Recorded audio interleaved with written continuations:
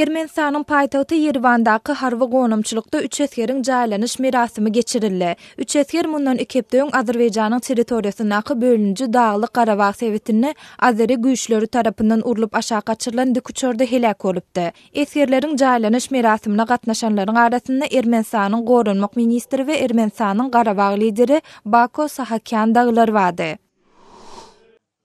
Owensanyň döwlet prokuraturasy ýurdun Kabul bankynyň hasaplaryny doňdurdy. Owensanyň baş prokuratura edarasy Kabul bankynyň üstü bilen hapa pullaryň ýuwlandygyny we biýdüzgünçilikleriň amala aşyrylandygyny görkezýän delilleriň ýurdun ýokary sudyna uğradylanyny ma'lum etdi. Kabul bankynyň hasaplary agdalýan bankyň tanymal 2 pay eýesiniň korrupsiýa we biýdüzgünçilikde aýyplanyp, aýry-aýrylykda 10 we 15 ýyl türme tutsagylygyna höküm edileninden 2 hepde soň doňduruldy.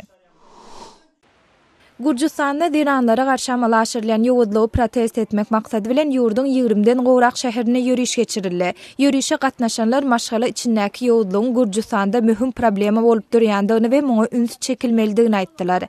Ýürüýüşe ençeme syýasy partiýanyň we gurumanyň wekilleri hem gatnaşdy.